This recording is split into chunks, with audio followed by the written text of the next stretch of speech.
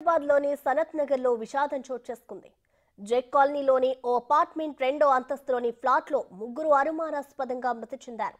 నిన్న పని మనిషి ఇంటికి వచ్చినప్పుడు ఎవరూ కనిపించలేదు. బాత్రూంలో ఉన్నారేమోనని ఇంట్లో పనిచేసి వెళ్లిపోయింది. తిరిగి సాయంత్రం 3 గంటల సమయంలో వచ్చినప్పుడు కూడా ఇంట్లో ఎవరూ కనిపించలేదు. బాత్రూమ్ డోర్ లాక్ అలాగే ఉండడంతో అనుమానం వచ్చి అపార్ట్మెంట్ నిర్వాహకులకు చెప్పింది. సమాచారం తెలుసుకున్న పోలీసులు ఘటనాస్థలికి చేరుకొని డోర్ పగలకొట్టి చూడగా వెంకటేష్, మాధవి, హరి విగత జీవులుగా పడి ఉన్నారు.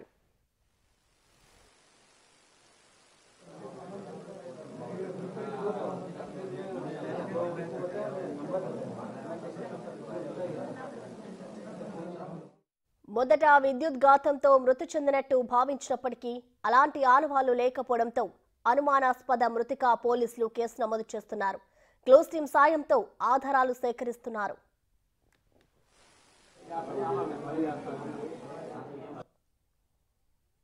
Sanath Nagar police station limits లో ఉన్న జెక్ కాలనీలో ఈ ఆకృతి ప్రెసిడెన్సీ అపార్ట్మెంట్స్ అనే ఏరియాలో అనే అపార్ట్మెంట్లో 6:30కి ఒక ముగ్గురు వ్యక్తులు చనిపోయి ఉన్నారు.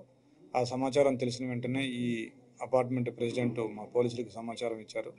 వెంటనే మేము వచ్చి చూడగా ఇక్కడ ముగ్గురు వ్యక్తులు చనిపోయి ఉన్నారు. దాంట్లో మొదటి వ్యక్తి వెంకటేష్, ఆయన పేరు.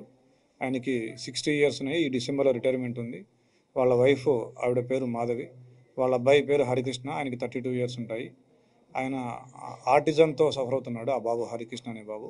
తల్లిదండ్రి నార్మల్గా ఉన్నారు. హీజ్ అన్ ఎంప్లాయీ ఇన్ సిగ్నార్డ్ అనే కంపెనీలో ఎంప్లాయీగా ఉన్నారు. హై పొజిషన్లో ఉన్నారు.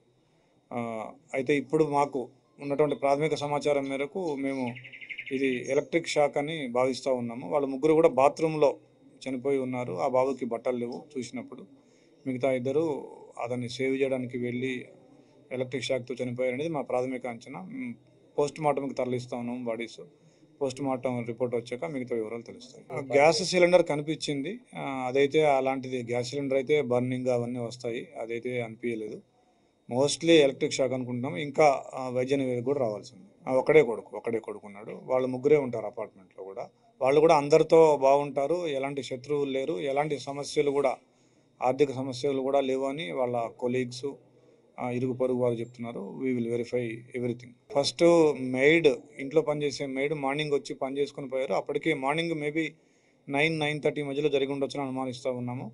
బట్ 11:30కి ఆవిడ వచ్చి పని చేసుకుని వెళ్ళిపోయారు. మళ్ళీ ఈవినింగ్ 4:30కి వచ్చి చూసి మళ్ళీ వెళ్ళిపోయి మళ్ళీ 6:30కి వచ్చి అప్పుడు bathroom door lock, almost lock పొజిషన్లో ఉంది. ఈ బాడీలు అడ్డంగా ఉండటం వల్ల బలవంతంగా ఓపెన్ చేసినప్పుడు వాళ్ళకి కనిపించింది. వాళ్ళది కర్ణాటకకి చెందిన వాళ్ళు.